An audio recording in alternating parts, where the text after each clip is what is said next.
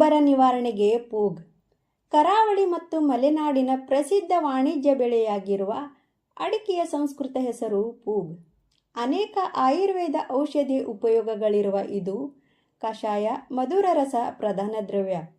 ಜೀರ್ಣಕ್ರಿಯೆ ಮತ್ತು ಹೊಟ್ಟೆಯುಬ್ಬರ ಸಮಸ್ಯೆಗೆ 2 ಗ್ರಾಂ ಅಡಿಕೆ ಚೂರ್ಣವನ್ನು 2 ಗ್ಲಾಸ್ ನೀರಿಗೆ ಸೇರಿಸಿ 1 ಗ್ಲಾಸ್ ಆಗುವವರೆಗೆ ಕುದಿಸಿ ಪ್ರತಿನಿತ್ಯ ಸೇವಿಸಿ. ಹಲ್ಲಿನ ವಸಡು ಮತ್ತು ಗಾಯದಿಂದ ಆಗುವ ರಕ್ತಸ್ರಾವಕ್ಕೆ ಅಡಿಕೆ ಚೂರ್ಣ ಮತ್ತು ಜೇನುತುಪ್ಪ ಮಿಶ್ರ ಮಾಡಿ ಲೇಪಿಸಿ. ಬಾಯಿ ಹುಣ್ಣು, ಗಂಟಲು ನೋವಿನ ತೊಂದರೆಗೆ ಅಡಿಕೆ ಚೂರ್ಣದ ಕಷಾಯದಿಂದ ಬಾಯಿಯನ್ನು ಗಾರ್ಗಲ್ ಮಾಡಿ.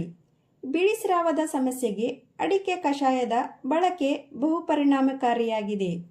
ಅತಿಸಾರ ಮತ್ತು ಅರುಚಿಯ ಸಮಸ್ಯೆಗೆ ಅಡಿಕೆ ಚೂರ್ಣವನ್ನು ಹಾಲಿಗೆ ಸೇರಿಸಿ ಸೇವಿಸಿದರೆ ಉತ್ತಮ ಪರಿಣಾಮ ಬೀರುತ್ತದೆ.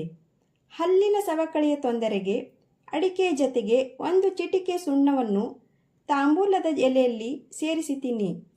ಸ್ನೇಹಿತರೆ, ಈ ಮಾಹಿತಿ ನಿಮಗೆ ಇಷ್ಟವಾದರೆ ದಯವಿಟ್ಟು ಸಬ್ಸ್ಕ್ರೈಬ್ ಮಾಡಿ ಹಾಗೂ ಲೈಕ್ ಶೇರ್ ಸಹ ಮಾಡಿ.